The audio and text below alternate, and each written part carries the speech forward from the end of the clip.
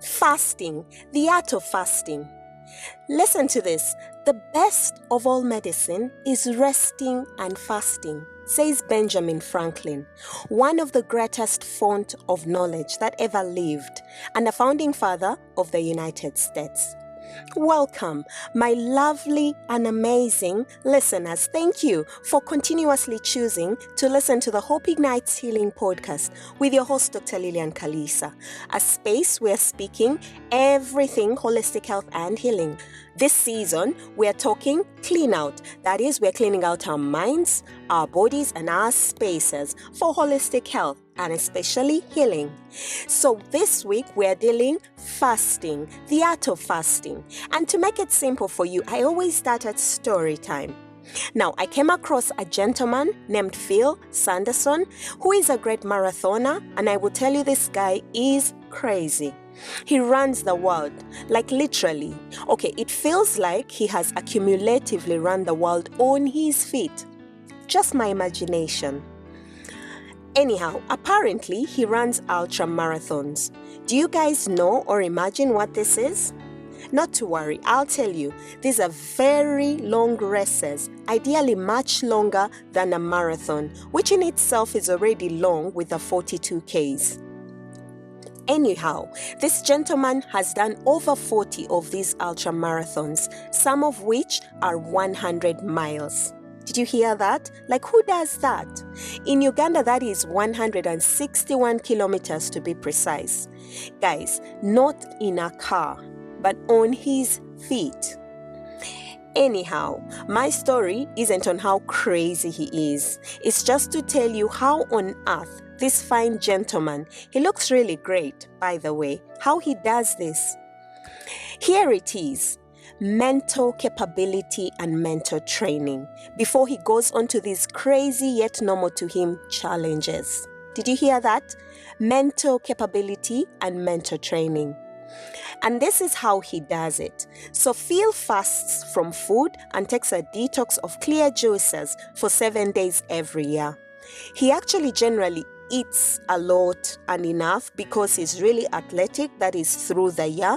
But for this week, he cleanses off food, one he calls a master cleanse.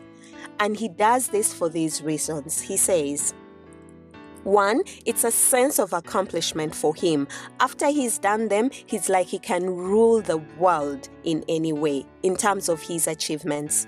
2, it enables him to reset his body of all the years bad eating, and that is healthy for him. And that's all of us, right? We would need this definitely. And above all, 3, he reaches the maximum state of mental and physical awareness. Now, this made me want to read and listen to more and more about this guy. So what he describes happens to his mental power is unimaginable for him, not to mention the unintended kgs that definitely drop off the scale. The energy and awareness of his body, listening to it through this fasting window, this 1 week, and especially his mind, enables him to complete those ultra marathons in his mind even before he starts them. Of course, I as a medical doctor, I'm not giving a prescription through this story. I'm using it as an illustration to create the lesson that comes from body cleanouts, in this case, fasting and what this can do to our mental powers. So I'm speaking cleaning out our bodies through fasting.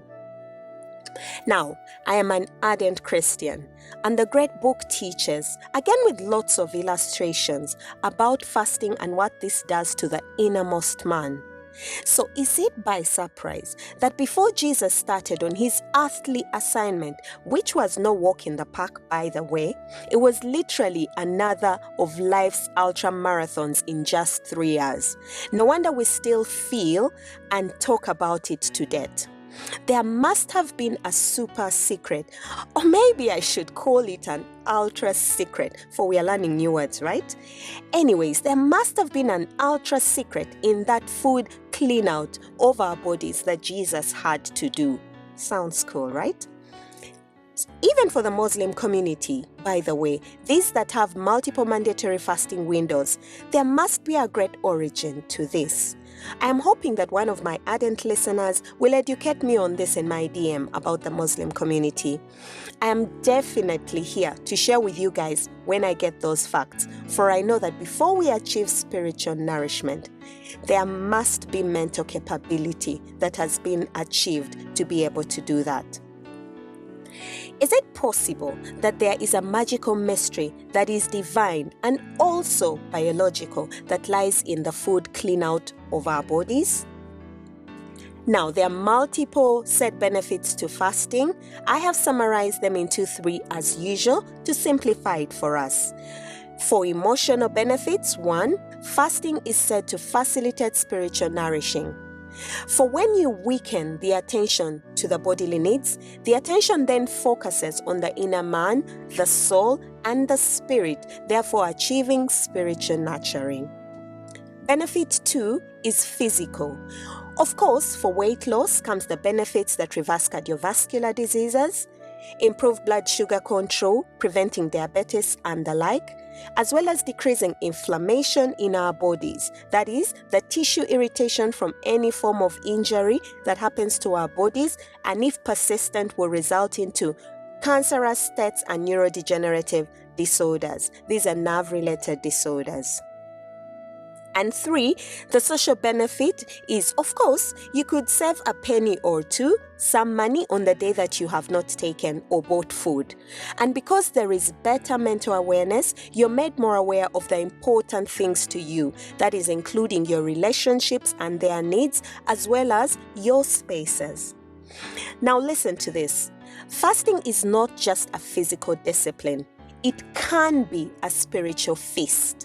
This is why, because fasting on occasion can strengthen the body and the spirit while also cleaning the mind.